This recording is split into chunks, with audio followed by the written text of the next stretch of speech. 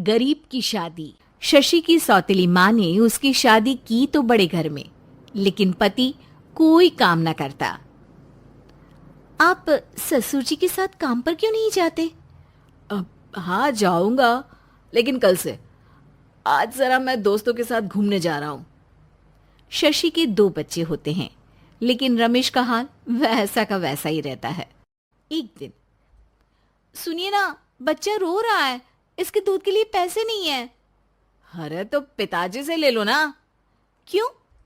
अगर आप में कमाने की क्षमता नहीं थी तो शादी क्यों की? तभी घर आई बड़ी ननद बोल पड़ती है। आहा हा हा, तुम्हारी माँ को साफ साफ कह दिया था कि लड़का ना कमाता है ना कभी कमाएगा। हम 4 बहनें हैं इसका ख्याल रखने के लिए, और पिताजी का इतना सारा पैसा, तुम्हें किस चीज की कमी रखी है? लेकिन थोड़े ही सालों में तकदीर बदल जाती है। शशि का ससुराल गरीब हो जाता है। सब बिकने के बाद शशि अपने पति, बच्चे और सास के साथ किराए के मकान में आ जाती है। मैं कोई नौकरी करना चाहती हूँ दीदी। अरे इतने बड़े घर की बहू थी शशि, तुम नौकरी करोगी? नहीं नहीं नहीं नहीं।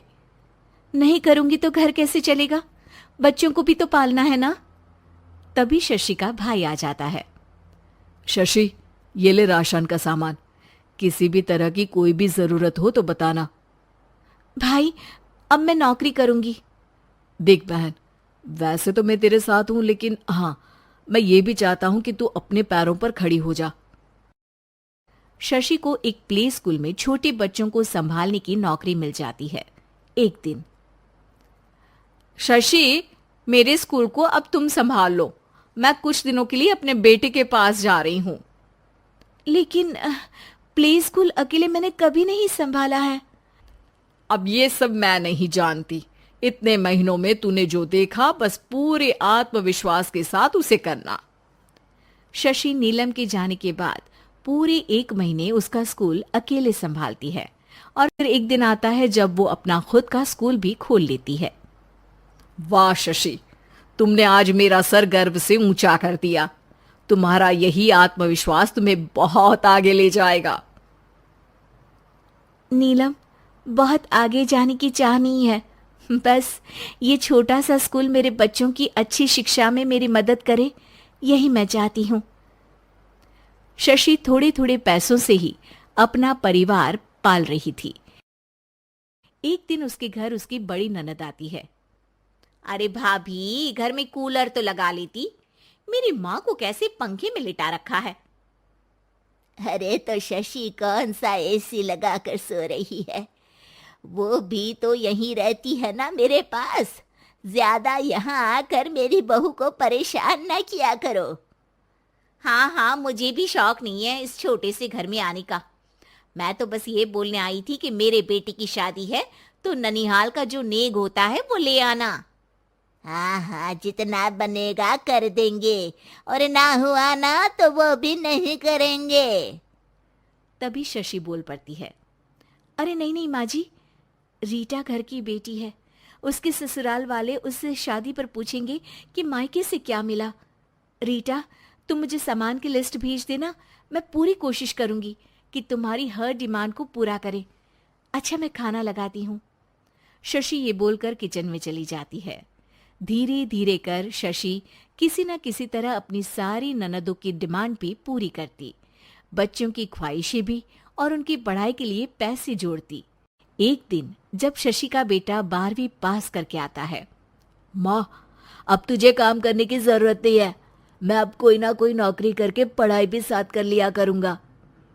शशि को लगता है कि बेटा और आगे पढ़ाई करे, लेकिन वक्त की मार के कारण वो बेटे को काम के लिए हाँ कर देती है। अब बेटा एक बैंक में चपरासी बन जाता है। लड़का देखने में तो बड़ा अच्छा है, अंग्रेजी भी पटर पटर बोलता है, फिर चपरासी क्यों? लड़का सारी बात मैनेजर को बता देता है। अच्छा, तो मैं तुझे एक मौका देता हूँ। तू यहाँ रहकर दूसरे डिपार्टमेंट का भी काम सीख। अगर तू किसी एक का भी काम अच्छे से सीख गया तो मैं तुझे यहाँ टेबल चेयर में बैठने वाली नौकरी दे दूंगा। लेकिन एक दिन शशि की ननद उसे फोन करती है। अरे भाभी, देखो मायका तो मेरा तुम लोगों से ही है। मैंने आपके बेटे और मेरे भतीजे प्रदीप के लिए यहाँ एक नौकरी देखी है, पूरे 5,000 मिलेंगे। वैसे करता ही क्या है, चपरासी ही तो है ना। कोई बात नहीं रीटा, मैं उसे इस शहर के बाहर नहीं भेजना चाहती हूँ। बाकी वो शाम को आएगा तो मैं पूछ लेती हूँ। वहीं प्रदीप मैनेजर की बात से खुश हो जाता है और मैनेजर के काम पर ही नजर रखने लगता है। वो उनकी तरह के पेपर पढ़ता, काम करता और आने वाले लोगों की बातें सुनता। एक दिन बैंक में ऑडिट वाले आते हैं। ये गलत है, पूरी बैलेंस शीट नहीं मिल रही है, कहीं ना कहीं गड़बड़ है। ए मैनेजर, क्या करते हो? बैंक के पैसों का हिसाब सही नहीं है। मैनेजर के पसीने छूट जाते हैं। तभी प्रदीप वहां जाता है। अब क्या मैं ये बैलेंस शीट देख सकता हूँ? अरे बेटा मजाक नहीं, जाओ पानी लेकर आओ एक गिलास। प्रदीप मैनेजर को पानी लाकर देता है और फिर ऑडिटर से कहता है, देखिए सर, मैं आपको बता सकता हूँ कि कैसे बैलेंस शीट को आप लोग गलत तरीके से जोड़ रहे हैं। ऐसा बोलकर प्रदीप एक एक कर सारे डाउट क्लियर कर देता है। अरे हाँ, ये तो पॉइंट हमने देखे ही नहीं थे। गुड, कौन है ये बच्चा? तभी मैनेजर बोल पड़ता है, अब हमारे यहाँ अकाउंट में नया आया है। ऑडिटर के जाने के बाद, वाह प्रदीप, आज तो तुमने मेरी नौकरी बचा ली। और आपने भी तो मेरी नई नौकरी लगा दी, अकाउंटेंट की। बस फिर क्या था, प्रदीप ने एक बार जो सफलता की सीढ़ी चढ़ी, बस चढ़ता ही चला जाता है। फिर एक दिन शशि की ननद, अरे भाभी कैसी हो? घर को तो बड़ा ही सुंदर चमका रखा है। अरे बेटी, कैसे आना हुआ? तू तो इस छोटे से घर में आना भी नहीं चाहती थी। कोई खास काम है क्या? अब हाँ, वो माँ, मेरा जो मजला बेटा है ना, वो अकाउंट से पढ़ाई कर रहा है, तो प्रदीप से बोलकर उसकी भी कहीं अच्छी नौकरी लगा दो ना। सास और शशि समझ जाते हैं कि कैसे पैसे आते ही लोगों के बात करने के तरीके से लेकर रिश्ते निभाने तक में बदलाव आ जाता है।